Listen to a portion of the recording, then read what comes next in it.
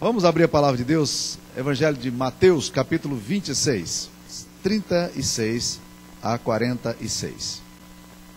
Em seguida foi Jesus com eles a um lugar chamado Getsemane, e disse a seus discípulos: assentai-vos aqui, enquanto eu vou ali orar. Levando consigo a Pedro e aos 2 filhos de Zebedeu, começou a entristecer-se e a angustiar-se. Então lhes disse: a minha alma está profundamente triste até a morte. Ficai aqui comigo e vigiai comigo. Adiantando-se um pouco, prostrou-se sobre o seu rosto, orando e dizendo: meu Pai, se possível, passe de mim esse cálice. Todavia não seja como eu quero, e sim como tu queres. E voltando para os discípulos, achou-os dormindo, e disse a Pedro: então nenhuma hora pudestes vós vigiar comigo? Vigiai e orai para que não entreis em tentação. O espírito, na verdade, está pronto, mas a carne é fraca. Tornando a retirar-se, orou de novo, dizendo: meu Pai, se não é possível passar de mim esse cálice sem que eu beba, faça-se a tua vontade. E voltando-os, achou-os outra vez dormindo, porque os seus olhos estavam pesados. Deixando-os novamente, foi orar pela terceira vez, repetindo as mesmas palavras. Então voltou para os discípulos e lhes disse: ainda dormis e repousais. Eis que é chegada a hora, e o Filho do Homem está sendo entregue na mão de pecadores. Levantai-vos, vamos, eis que o traidor se aproxima. Esta é a palavra do Senhor. Meus queridos irmãos, você crê no poder da oração? Na importância da oração para a sua vida? Honestamente falando, algum tempo atrás, Peter Wagner fez uma declaração que me pegou assim, sabe aquelas afirmações que são ditas e que pegam a gente no contrapé, como um soco que você leva no ringue. Ele disse que algumas pessoas, quando oram, creem que Deus as ouve. Mas algumas pessoas, quando oram, realmente creem que Deus as ouve. Faz diferença ou não?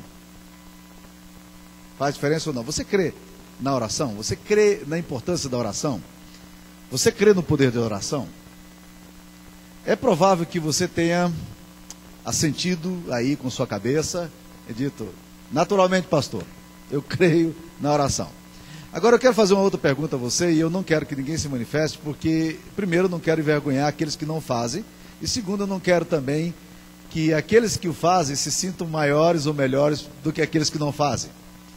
Mas a pergunta é relacionada também à questão da oração. Você tem orado de forma perseverante, de forma consistente, de forma abrangente na sua vida? 3 perguntas. Vocês têm orado perseverantemente, com instância? Você tem orado de forma consistente, ou seja, suas orações estão sempre voltando e batendo naquele ponto que você julga importante para a obra de Deus, para o reino de Deus? E você tem orado de forma abrangente, isso é, você não ora apenas pela dor de barriga que você sentiu nessa manhã, nem pelo seu filho porque passou mal à noite, mas você ora de forma abrangente. Você tem uma perspectiva de reino, de igreja, de comunidade. Você ora pelos jovens da igreja, você orou hoje pelo pastor, porque você achava que as pessoas que deveriam estar ouvindo a palavra precisavam ser tocadas pelo Espírito Santo de Deus, e você sabe que se o pastor ficar sozinho, isso não vai acontecer. Você ora por isso, você ora por missões, você ora pelo reino de Deus, você ora pelas pessoas que estão sofrendo nesse momento. As suas orações saem de você, ou elas são apenas cosquinhas filosóficas em torno do seu umbigo existencial autocentrado? É interessante que quando a gente pergunta se as pessoas creem em oração, elas em geral dizem que sim. Mas se a gente pergunta se elas oram, elas em geral dizem que não. É essa a razão pela qual muito pouca gente ora em casa, de forma devocional, de forma bíblica. É provável que você hoje, ou durante essa semana talvez, eu não quero ir muito longe, talvez o mês inteiro, não tenha sequer parado um tempo para ouvir a voz do Senhor. De fato. Não aquela oração do dia a dia, aquela oração pólvora, né, que você faz assentado à mesa para impressionar seus filhos. Mas aquela oração que você faz porque realmente você precisa estar na presença de Deus, você sente necessidade de clamar, de orar. É interessante esse negócio. Como nós somos ambíguos. Como a gente dá resposta a coisas que a gente não pratica. E a sensação que eu tenho é a sensação de uma tirinha de desenho que eu vi algum tempo atrás. E para mim é o melhor exemplo de oração. Charlie Brown é aquele menininho que não gosta de estudar, né?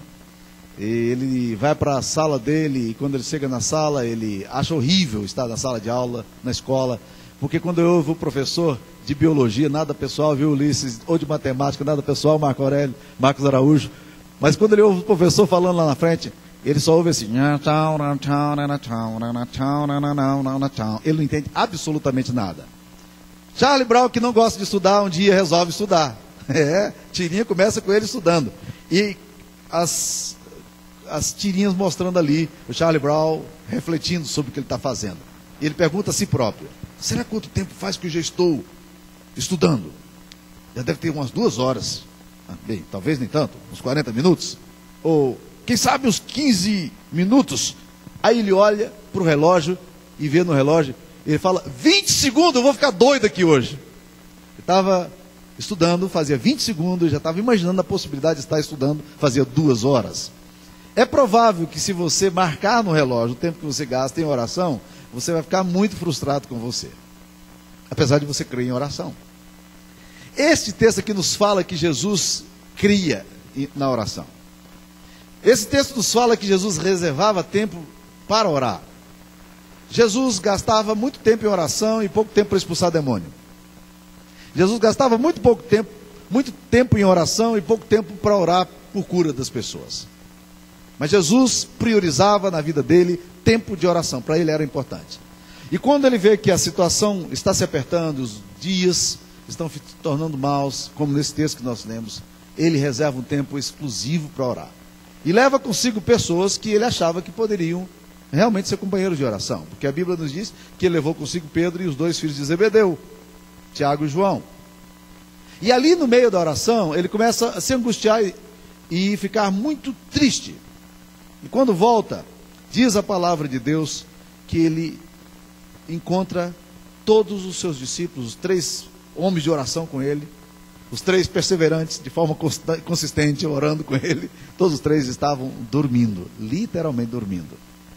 E a Bíblia dá uma explicação muito interessante, diz que eles estavam com os olhos pesados.